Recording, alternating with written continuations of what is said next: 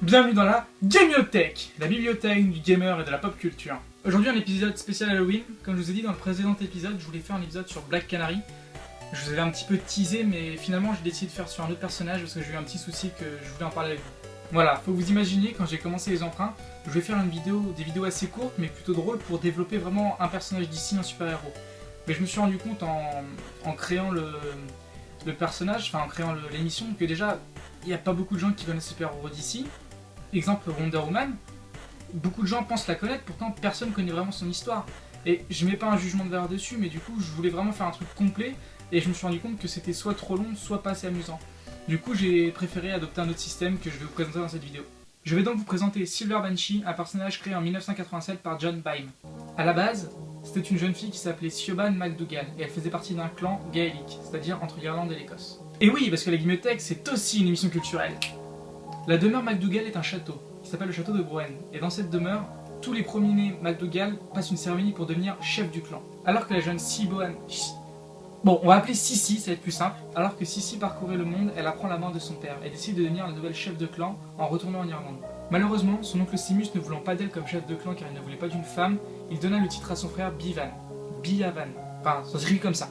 Ouais, je sais, c'est un running gag que je fais assez souvent, mais le problème c'est qu'il y a vraiment des noms qui sont imprononçables. Sissi décide alors de faire le rituel de chef de clan toute seule. Malheureusement, elle est interrompue par son frère et délivre alors un esprit nommé Korn. Cet esprit prend possession du corps de Sissi et la transforme en Silver Banshee. Malheureusement, ce pouvoir a un prix. Et pour pouvoir garder ce pouvoir et rester en vie, elle doit récupérer le livre occulte de son père. Malheureusement, ce livre se trouve aux États-Unis. Plus précisément, il se trouve à Metropolis. Et si cette ville vous dit quelque chose, c'est normal, c'est la ville de Superman. Pour trouver plus d'informations sur son livre, elle dut tuer 2 personnes, ce qui attira Superman vers elle. S'ensuit alors un terrible combat où Superman découvre la faiblesse de Silver Banshee. Elle ne peut tuer une personne qu'elle considère comme déjà morte. C'est donc grâce à Martian Manhunter, un alien venu de Mars, son histoire, je vous la raconterai peut-être un jour. C'est donc grâce à Martian Manhunter qui a la capacité de se changer en n'importe qui que Superman élabore sa stratégie. Le stratagème est plutôt simple. Superman fait semblant de mourir et Martian Manhunter se déguise en fantôme de Superman.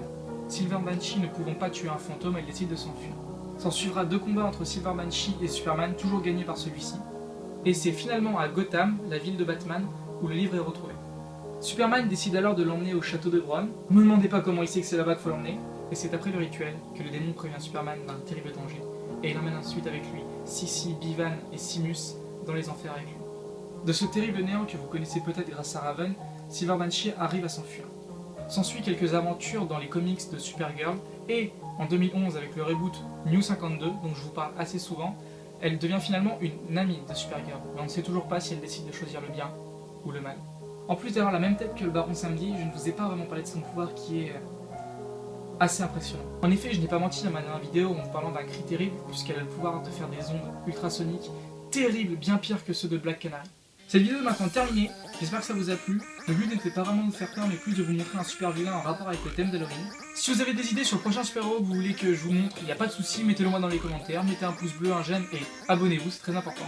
Quant à moi, je vous dis à la prochaine, il y aura une vidéo spéciale Halloween avec ma cousine qui arrive, je vous en dis pas plus, mais ce sera terrifiant. Salut!